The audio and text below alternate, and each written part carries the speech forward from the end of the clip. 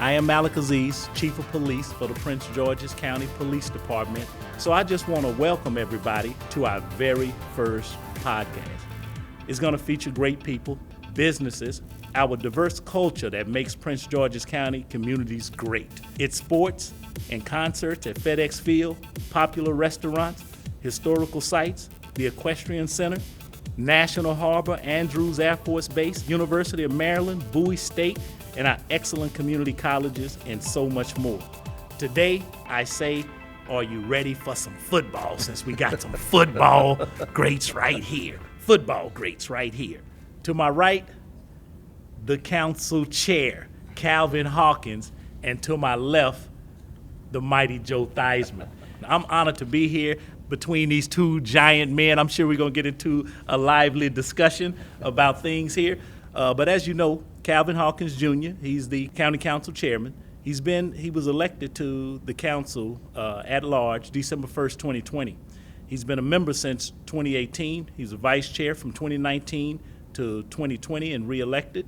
He attended the mighty Oxon Hill High School, the Hill, that's where I stay, the Hill, Bowie State University, and he's a member of the Prince George's County Municipal Association. And to my left here, the mighty Joe Theismann, who has a long resume, the Super Bowl champion.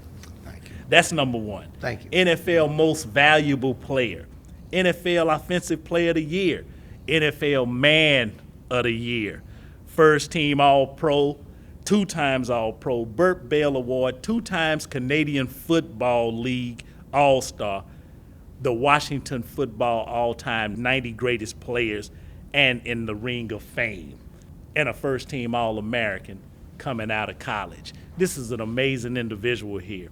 So Prince George's County, we welcome number 7 quarterback Joe Theismann and our county council chair, Calvin Hawkins, and we'll get into a discussion here. Joe. Thank you, Chief. First of all, thank you so much for thank having you. me. It's an honor to be a part of your first podcast, to be able to talk to the people of Prince George's County and actually the people in this whole Maryland area. Congratulations on your becoming chief. Congratulations. Well, yeah, we talked about that. I mean, is it a blessing or what? I'm not sure, but it's really an honor to have some time with you and spend some time with you today. And before we get started, I want to thank you and every police officer out there that puts their life on the line every day for us. I don't think people say thank you enough, to be honest with you. But I want to say from me and from people that I know, we appreciate so much what you do. We appreciate the sacrifices that you make and your families make to make sure that we're safe. So from my heart, I want to say thank you so much for being police officers and choosing the profession you have to keep people safe. Thank you so much. I know that's going to go a long way with the men and women who serve this great county and police officers across this nation who give so much. Those words mean a lot to us. So thank you personally for joining us here today, spending a little time with us. County Council Chair. Chief. Don't you start. Chief, I'm just grateful to be here as well for your first podcast. And then you have me here with a legend. I regret that the vice chair is not here. You're missing because he's the #1 Washington football fan in Prince George's County. But as the great legendary Joe Theismann said, we are so grateful to the men and women who protect and serve each and every day and go in harm's way to keep our county safe. So thank you for this opportunity, and let's go Washington football team. And we have a jersey for you, Chief. Yeah, you know what? I was thinking about how I was going to wash my car. I appreciate you so much, County Chief. Yeah, you and that, you know. So I have to tell this. I'm going to tell this story on you. Watch this. So now. I get the opportunity to come up and meet the chief, and Hawk and I are standing there visiting, and so we're just getting ready to leave his office, and I look into the conference room, and there is this rug on the floor. And this rug has a giant star on it, and it's blue and it's sort of gray, and I'm looking at this thing, I'm going, how did this wind up in here? And Chief goes, oh, you know, man, I'm a Cowboy fan. I'm going, really? Are you really? Listen, when we were young, we get misled very easily. I understand that totally, and you wind up, you know, rooting for people. Maybe it was a family member that rooted once, and you heard the name Cowboy, and all of a sudden you thought, wow, I'll sort of jump on that bandwagon. But we had The Cowboys, to me, were always a barometer to measure myself by, because one of us was either going to go to a championship game or possibly go to a Super Bowl in the period of time that I had a chance to play. And anytime I'm around dear friends, now I count you as one, even though you are a Cowboy fan. But I will say this, one of my dearest friends in the world is a guy by the name of Drew Pearson. Oh, wow. And he finally got the credit that he deserved by being inducted into the Hall of Fame this past year. And I'm so excited for him. And I used to tell him every game, we play twice a year, sometimes 3 times a year. I'd say, Drew, I'm not rooting for you, but if you get hurt, I'll be the first one to carry you off. Oh, yes. Okay, great. A mighty great receiver. You know what Joe didn't tell you is how he just stomped all over my rug and everything, and made it just put it all up in the council chair. Was enjoying every minute of it. It was pretty ugly up there, but since he is a great player, I give him a little pass there to do what he did there. But I'm glad you could use the Dallas Cowboys as your measuring stick. I mean, since we're so high and everything, I didn't know if did you ever get up there with the mighty Dallas Cowboys? I mean, I don't know. I think we've won a couple championships here in Washington, I believe, and I think they've won a couple of championships, maybe 1 or 2. Just five. Just 5, but we have 3. We're working on it. There's always room for improvement. You know that. I figured, by 2032 you'll catch up. That's 100 years of existence. We'll be okay. That's fair. That's fair if you want to do it that way. You want to do it that way, yeah. No, I think with you have great teams and great players, you can kid each other like that. It's always fun when teams compete and players compete at the highest level. Then you can make jokes like that. People always asked, did you hate the Cowboys? Hate's a very strong word, too strong a word in my opinion. Respected them tremendously. Never feared anybody, but respected them tremendously. And like I said, for me, I came out of college, I was 175 pounds. Wow. I played 15 years of professional football. I never weighed more than 185 pounds. Wow. I'm a little bit more than that now, needless to say. But I always felt like if I could play well against them, because they had so many All-Pros, so many great players, I felt like I belonged. And I think we all, at times in our lives, look for validation. Where do you find that validation where you belong in a certain place? And when I played the Dallas Cowboys as a professional football player, that was it for me. If I played well against them, I was okay. I mean, I felt like I can play in this game. I feel like I deserve to be in this game. And it was a great rivalry. I mean, it was, for 12 years, had a chance to play against them. Started my career as a punt returner. Yeah, and see, he said that early because he knows the history. Oh yeah, Doug knows everything. I'm on it.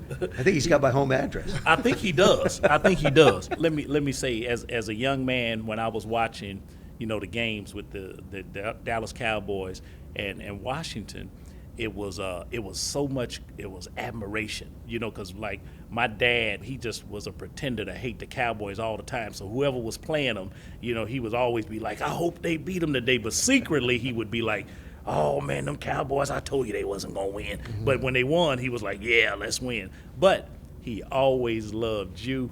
And he loved the team, and he would say, and he had me. I mean, I was jealous because you guys had all the great players, and the Hogs was out there, and Big John Riggins, and it was like, man, those guys are serious. Those some serious players, and it was always something to say. When Dallas was going to play Washington, it was a big game. It was always that way. It was a big game. I mean, T-shirts, people would break out T-shirts. You'd hear it all over the entire week. And from a preparation standpoint, it was different for us too. As a player, you sort of got the sense that there was something special about it. That week, Coach Gibbs was a certain way, Coach Allen was a certain way, Coach Pardee was a certain way, the 3 men I played for. Each of them individually, really, they didn't have to say anything, but you just knew that it was a special game. And like I said, great rivalries come because there's something at stake. We've seen that in so many different elements of sports. But if they're 2 really good teams, then you've got a great rivalry. If one is doing well and the other not as well, doesn't quite carry the same weight. Right. I think that's what carries on the rivalry to this day. That it's 2 great powerful titans going at it, and everyone wants them to grab another one of those Super Bowl wins and go to the pinnacle. What players play for, you dream to get to the road to the big game and win it. I'm always, I've always been happy and delighted to be a part of that. Getting up here, I don't think I've ever talked more football because they came in at me really strong up in here. Being the winner I am from the Dallas Cowboys and things, those things tend to happen. Yes. But that's okay. We got there. But what I want to turn it over to the Chairman Hawkins here. Give us some insight on what you think. What's your greatest memory? What you think about it, and what do you think about that whole sports rivalry? I think when the Redskins beat Miami in the Super Bowl, when the Redskins beat the Bills in the Super Bowl, when the Redskins beat Denver in the Super Bowl, and then the last regular season game at RFK was against your beloved Dallas Cowboys. And I could still hear the rocking of the stadium because of the energy in there as the hometown fans supported the hometown team beating our biggest rivalry. I remember when Kenny Houston stopped Walt Garrison on the goal line. I remember when Darryl Green ran down Tony Dorsett. You always want to bring that up. I remember when Joe Theismann threw the winning touchdown to Art Monk in that game. I remember when Pardee was there. I remember George Allen, let's beat Dallas. So I can go on and on, Chief. See, I can go on and on. And see, that's what kind of memories that you guys delivered us. It's really interesting, Chief, when you talk about that, because as players, when you're in the game, you just don't think about the impact that you can have on someone's life, or the memories, like you pointed out, Hawk. It's the memories that you remember. For me, the most significant game that I remember, people will always say it's the Super Bowl 17 when we beat Miami. It was a great moment in our lives as players, but to me, the game that stands out the most to me was in front of our fans at RFK Stadium against the Cowboys in the NFC Championship game when we beat them. I remember they brought in these aluminum seats to increase the capacity in the stadium. And people were pounding their feet on those aluminum seats at the end of the game. And I'm standing on the sidelines, and the ground beneath my feet, I get goosebumps telling that story today. The ground beneath my feet is just shaking and shaking and shaking. Wow. You can't replicate that moment. Because you're sharing it with so many, 55,000 plus people, your teammates, your fans watching on television. That moment is emblazoned in my mind. Certainly having a chance to win the world championship is an incredible experience, but to be able to share it with the people that loved you and gave so much for you and cared so much about you, and you only get a chance to reflect on that after you've gone from the game. I don't think, I never really reflected on any of that stuff when I was still playing. But the further I've gotten away, the more enjoyable it has been for me to look back and listen to people talk about how important we were in their lives, just like the Cowboys are for you. I mean, whomever your team is. I run into Packer fans all over the place, and hey, I have a share of the Packers. And they're proud as can be about that, and the Bills, the Rams, and all the other teams. And it's someday these young men are going to look back and say, you know what? We brought a lot of joy to a lot of people, and that's what really made it special.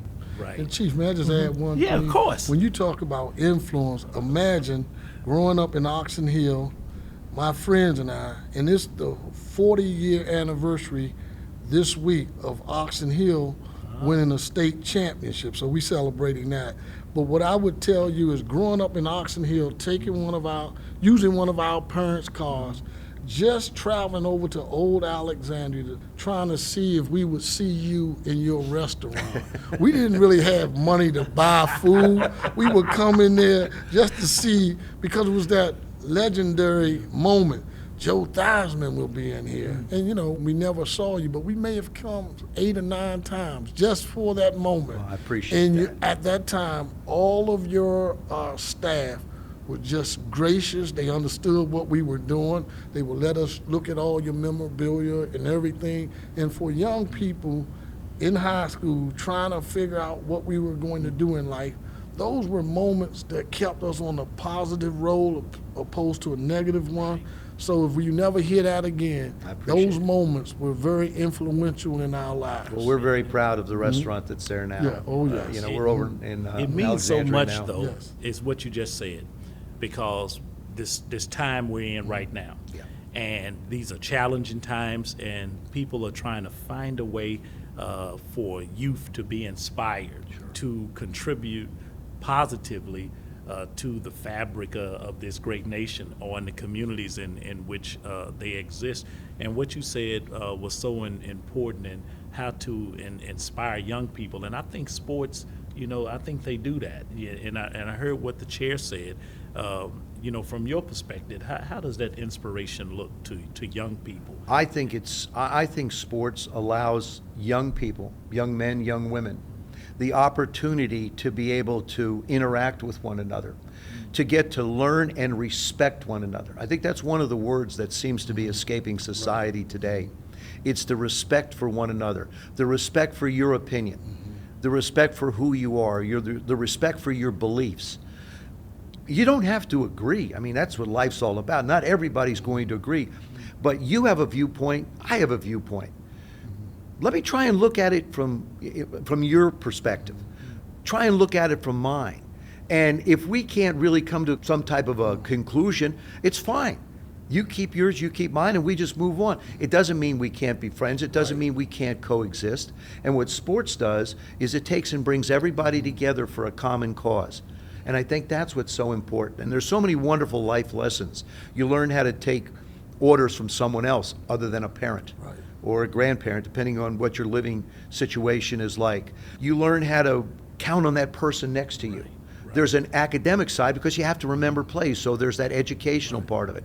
There's a dietary part of it because you want to keep yourself in a healthy state, so there's the health aspect of it, the working together part of it. And there's leadership. I think if you were to put a group of young people together, say you put 25 young people together, you're going to find out who has the skills to organize and lead. It just becomes obvious. And so that's where the young leaders have to lead in the right direction. It's important that we take care of the youth. It's important that we give them a chance. And I think it's important that we're role models to be able to say, like you said, you wanted to go to the restaurant. Right.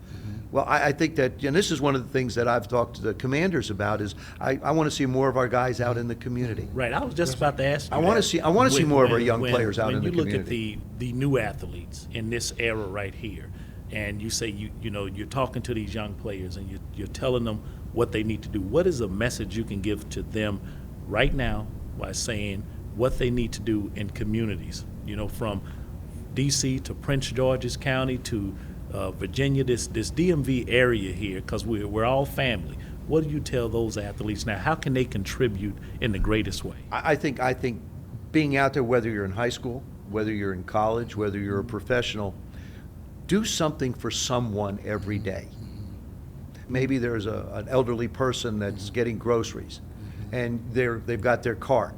If you're going to get in your car, walk over and help them in theirs. Right. Just little acts of kindness becomes contagious. Yes. It's those little things that we can do for one another. It's like I travel, I fly a lot. I go through the airport, and every police officer I see, the first thing I say is thank you. Thank you for your service. Thank you for doing what you do. Because, like I say, I don't believe that they hear it enough. It's the same way I feel about someone in a uniform, in a military uniform, or a first responder, or those that have worked so hard during the pandemic in the hospitals. Right. I mean, those two little words, it's funny, the looks on people's faces when you say thank you to them. Yeah. It's like if they were looking at you in a tough way, it's like all of a sudden all that melts away. And it's like, thank you. Well, it's one of the most difficult things for officers out here. It's a tough job. Yes, it is. And we don't have to tell people that. You can see it. Just turn on your news at any time of the day, and some story is going to have a police officer in it, whether it's positive or in a negative way. The men and women who do this job, they do it in such a manner that it makes it appear easy to people on the outside. So I always say it's like watching sports. Sitting at home, I have a right to be the spectator, but I sit at home and I can criticize professional athletes. You can yell at the TV. Who can play, who are playing at the top of the game and playing really well, doing things that we can't do, we only wish we could do. And when people look at the policing profession and the way that these men and women carry themselves and do their job and with a high degree of professionalism, and then people say, well, when something is negative or is done wrong, everyone thinks they can do this job. I say it's the only profession in the world, maybe outside of any sports player, that everyone thinks that they can do this job. And this job isn't cut out for everybody. It takes a high degree of a person to get out here and perform these duties really well, just like it takes preparation for what you did, on the field. You may not remember this, Mr. Theismann, when we talk about police officers, back in the day, Prince George's County all-conference football players used to go to a place on Old Branch Avenue that the Fraternal Order of Police would sponsor. The police chief and the fire chief would be the guest speakers to all the football players that made all county. And it was at your restaurant on Old Branch Avenue. And it was funny, we all looked forward. I never made it all conference, all county, but I looked forward to participating. I got a chance to participate because I was a student government leader. I wasn't there because I made the all-county team, but they would do that every year. But that is really interesting that you say that, because, we're talking about this times we're in, inspiring the youth, trying to get people to do better, to contribute to the great environment, our great community that we have here. And so what's your perspective on that? Because that had such a profound effect on what you were doing there, just to be in the room with those people. Yeah, but I think years later, as I look back on it, we were in a great athletes restaurant, so that there was the drawing. Yeah. But what was happening with it, we had police officers, all our school police officers, with our school resource officers, was there with us. So you building up this camaraderie, but during the whole year, you're working with them. You're the leaders in the school, all the students looking up to you. So those officers was looking to you to create the kind of positive atmosphere in the school so that we can continue to have that kind of nonviolent school experience. But I didn't realize it then what they were doing. The whole idea was get us to Joe Theismann restaurant. These were the top football players throughout the county. And it wasn't those neighborhood rivalries as much because you were intermingling with the great players, and they became the positive influencers on those other students, and the police officers in our schools worked with them to quell crime, to quell fights and everything. Now I look back on it, the Fraternal Order of Police was very smart and strategic to have that every year. And even when LeVar Arrington played with the Redskins, he opened up a restaurant over at the Boulevard at Cap Center, and I would talk to him about trying to model that same approach. Isn't that something that we think is like needed now? It's what you was talking about earlier. If we have our young people are looking towards our great athletes for leadership and guidance, and you said it yourself about being a role model, and you can't push away from that, and you have to embrace it. Even when you are a professional, it's taking so many hours for you to be the outlier to get to the height of your game. Isn't that what's needed now, though? Don't we have to actually urge our athletes to come back to the community and give back and give more? If they think they've given enough, that they should give some more. That is many young athletes who are here who are looking at these players. And I think sometimes athletes think that they're just going to influence other athletes, but you're really not. You're influencing the community, the parents in the community, the kids in the community, the relationships that you build. Relationships are so important. Communication is so vitally important. To be able to understand what's going on. Society is different today than when we grew up. I mean, you can't deny that there's so many different things pulling at the young people today. Yes. So many different situations that occur. I mean, we go back at a time when I had 3 channels: ABC, NBC, and CBS. Now you have 3,000 Xboxes. It was a box with an X on it. Yes. That's all we knew it was when we referred to things like that. So, how can you reach the young today through the vehicles that are available to them, through social media? In what way can you present to them so that they can understand? And I agree with you. I think there is a responsibility, not just of professional athletes, but people from different universities here in the area, from Bowie State or from Maryland, for those young players to go out and get into the community a little bit. Certainly you can find time to try and help someone else. It's like I said, you can do it in the slightest of ways. Just a simple kind word or a gesture, just to let somebody know that you care. And that may be that one little thing that sets that person on the right path versus another path that may be a problem. See, I mean, and I believe that, and I have to urge that, and I think that our players, not just sports players, entertainers, celebrities, so many of our young people, they're inspiring, and they need to embrace it and move us forward. I think we could be a lot better. Our society is being, plagued with, in our neighborhoods, a lot of violence. We have a lot of kids out there. For the greater part, our young people are doing the right thing. For the the greatest part. And then there are some who are not, and they are looking for that inspiration. They're looking for somebody to grab hold of them and move them in a positive direction. And some of them don't even know it yet. They don't know it. They don't realize it. They can only look back over the time, but we have to do that now. It just reminds me of last year, just about a few weeks ago last year.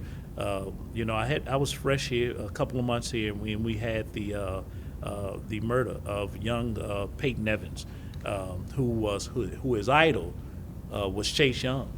And he's 8 years old. He's a straight A student, sitting inside of his apartment, eating tacos. Right? Yes, right. I was playing a game and eating some food, and his young life, it's over. His memory won't go away, but his life is over. But his favorite player was Chase Young. At 8 years old, he was talking about playing in the NFL, and his favorite player was Chase Young. At 8 years old, straight A student who we lost in Prince George's County last year. That is what is the impact that we're having if we have players who need to really get out and embrace these young people, and for a young guy like him, for a young man like him, who was going to make a positive, impact on this society in Prince George's County. And I mean, we have to have a conversation. I think what the words you're saying are so important from your perspective, and what are we saying here? I think it's important for us to have conversation around real things with real people in our community. That's why it was so important to have you two here today, just to talk about things that are meaningful for our real life. It revolves around sports and friends and camaraderie, and from my perspective, I involve the crime in the community, small things like changing the name of the Washington Commanders to Prince George's County Commanders, stuff like that is it's in my purview to try to do those things and get them done before I leave here. Before I leave. Is that one of the things you're working on? I'm working on that. It's a long-term goal, but I'm going to start it. Yeah, I totally understand. But I really want to say this: how much I appreciate both of you, and so I know you've taken a great amount of your time to spend with me to just to chat it up and be on the police beat, with me and talk about crime and community and sports and politics and all of those things. But I want to just give you a chance when we wind it up, just to hear from you, Mr. Chair, and from you as some final words to wrap it up. Do you want me to go first? Yes, sir. I will not share final words, but as a leader and a commander in your own right, coaching your team around you, if you were to measure the leadership and influence of 4 coaches, and I'm going to name them, put them in order of their significance, not so much their winning record, but their leadership. Well, of course. George Allen, Allen, Tom Landry, Joe Gibbs, and Jimmy Johnson. Ooh, that's pretty tough right there. That's pretty tough. But I'm an old schooler, so I got to get with Landry first. Gee, didn't we realize that was coming? Yes. You should have known that. I mean, I'm old school. I mean, I gave you George Allen. But I love George teed Allen. it up. But he's next. But his future is now. How can he be next? He's Well, next. go He's ahead. next. What'd you say? He's next. I don't know which one I would go on the list after that. You know, Coach Gibbs or I mean, Coach because I love Johnson? Jimmy Johnson. He set the tone for us Yes. in Dallas. I think he's a amazing coach and a leader. You know, and I think if he'd have stayed, we'd have won, 5 or 6 more Super Bowls.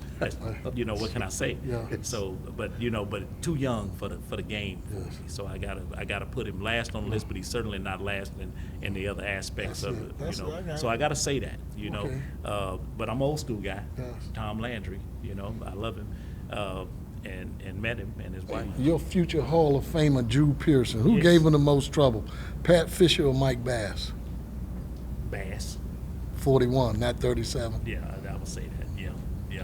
Pat's nickname was Mouse because he was so small. Oh, really? And he used to drive Harold Carmichael absolutely number 17 for the crazy. Eagles. You know what's crazy? Because you could drive Harold Carmichael crazy. That would be just. I But mean, did you see the size? That was the yeah, that was, size that was the differential size was difference, unbelievable. right? Yeah. He It's, shut down yeah. Mel Gray back in the day, Harold Carmichael. You all had, before Drew Pearson, you had the human, what they call him, the human bullet. Oh, that Bob Hayes. Bob Hayes. Well, I went to school with his daughter, Yes. and it's one of his daughters, and he was an amazing guy. That dude was fast. Oh, he was fast. was. Unbelievable. Darryl Green shot him. I I mean, know no, you're gonna no, say no. no, it See, was you Pat always Fisher. gotta talk about old. Pat I Fisher. love Darryl Green. Why you always see they were trying to fix me up with Darryl Green? I love Darryl Green. He's a great player. I was down at the I can't remember what game I was at. But we were at the Illuminati. That was when I saw you that day, and I went inside. But I met Dexter Manley, who is a giant. Oh, my my gosh. God! They shake your hand, he'd Oh hurt my you. God! Yes. Yeah, he was huge. Introduced one of the deputy chiefs to him. Took a picture with him. It was like awesome. But it was a lot of players in there. Of course, they found out I was Dallas, and then it was going down. But we had a great time, chatting it up. But Darryl Green was one of my favorite players on that side, and so was Dexter Manley. Because they were so good. I used to be like, oh my God! We had a lot those of guys we had a right lot there. of great players. Yeah. I mean, I was very fortunate to play with so many wonderful guys. Yeah. Coach Gibbs, to me, I mean, he's in 2 Hall of Fames. Yeah. He's in NASCAR's Hall of Yes. Fame. He's in Right. professional Yeah. football's Hall of Fame. That ought to tell you his ability to lead people, his ability to put a team together, and I think that's that's so important. What do you think epitomizes those kind of coaches today? What I do you think Sean McVay with the Rams is that way. I think Kyle Shanahan is that way. Matt LaFleur up in Green Bay. All these young coaches, they're in their 30s, late 30s, but they all have the ability to be able to unite the team. Right. I think that's the other thing too. Is like I said, this is a different type of a generation that we're dealing with. Each generation is different in its own right. So you think you had to go young, get young coaches who had? I think you their get young finger on the coaches pulse? who understand the players. I think the older coaches have a way of doing something, and not necessarily does it always translate to the guys. So I mean, if you have an older football team, you probably can have an older coach. I think the younger coaches, and they're just not young men. They're creative. They have a real pulse. They see. And that's the whole thing is being able to observe, to see things, to see what's going on, to see what's going on in the force, to see what's going on in the community, to be able to take a step back and say, these are the things that we can work on. These are the things these are the things that are going well. It isn't always when you look at a situation and say, well, we need to fix this, we need to fix that, we need to fix. It's like, this is good. Let's continue in this particular vein, or let's continue with these particular projects, and let's see if we can create some more and grow. Yeah. So instead of just having it in one area, it just continues to grow and grow and grow. Yeah. Hey, I think those are some amazing coaches. Who you think are really I epitomize that? still stick with the old school coach, You got the old school coaches? Belichick. Oh yeah, well, Bill's the best. Yeah. I mean, Well, he learned So, from Jimmy Johnson. Yeah, but You are really stretching it now. I mean, you are really What you think grasping at straws. Hey, I what, might hey, add. what do you Okay. think he was doing out there on that boat? You know, you think he was just out there fishing? Or Fishing. he was soaking He up was that. fishing. He was soaking up that knowledge from No, Jimmy. he was fishing. From Jimmy Johnson the Great. He was fishing. Yeah, he was fishing Jimmy Johnson's No, mind. he was fishing. Thank you for saying that. He was fishing it. Yes. You have to go back You and know look what? at This is Cleveland wrong Brown. that you did this to me and put me between these two right here. I needed somebody to. You need an ally. Yeah, I needed an ally up here. But you know what? You just said something over here because I'm looking back out into the audience. See, I just got two diehards. They behind you, Brian. Yo, you guys step up here real quick. I'll make it real quick. Come on up here because I got two diehard fans over here. And so I just want them to come over here, introduce themselves, and say who they are diehard fans of. Hey, good There it brother. is right How you there. doing? And How you two doing, of sir? Prince George's County's finest. How are you? Good to see you. So tell us, guys, who your favorites? I'm old school like the Chief. I'm a Dallas Cowboy fan. But I always admired you. Well, And I remember the passing of the mantle from Roger Staubach to Danny White. There it is right there. You had I it. remember that passing of that mantle as well. Okay. We knocked Danny out of the Yeah, game. You remember Dexter Manley? Hold up. Stop this. You don't want to get them started on that. Come on in here. You got to get close to the mic. And I'm a diehard Redskins/Commanders fan. Oh, great. Always been a big fan balance. of yours. Oh. I've actually met you several times. But yeah, parents used to have Yes. season tickets at RFK during the Nothing Sonny like it. Jurgensen and Billy Kilmer days. Nothing like In the end zone with the bleachers bouncing Yes. up and down. But diehard and All always right. will be. It was a Well, different time. These are two of Prince George's County's finest, so I just wanted to have them come Thank over you. here. We appreciate you guys so much, and I know you do from what you said. So, and I'll give you the final word, and we'll close it out. Well, Chief, first of all, congratulations on your first podcast. I think it's important that people really hear from you. Your police officers, the men and women on the force hear from you. And I think it's a great way to be able to communicate the things that you want to be able to do. And I use that word communicate because I believe that's so vitally important. Dialogue between different groups of people, dialogue between police officers and citizens, and back and forth, citizens to police officers. What can they do better? When I played ball, during the course of a game, I would call it participatory management. Coach Gibbs would send in a play. But yet Russ Grimm, my guard, or Jeff Bostic, my center, might very well have a suggestion of something that they noticed that was going on during the course of the game. So they would say, hey, what about this? What about that? And then you'd have a discussion with Coach Gibbs and say, well, what do you think? So what happens is you create dialogue, you create communication, and I think that gives you a chance at a much stronger ability to be able to create what you want to create, which is a lot of education, a lot of knowledge, and a lot of opportunity for people to feel safe in Prince George's County.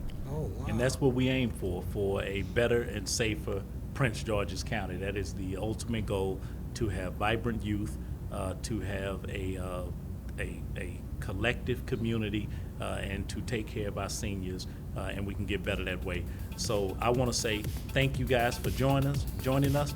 You're here with Chief Malik Aziz, Prince George's County Police Department, here at our beautiful police headquarters. Thank you so much. We'll see you next time. Thanks, Chief. Thank you so much.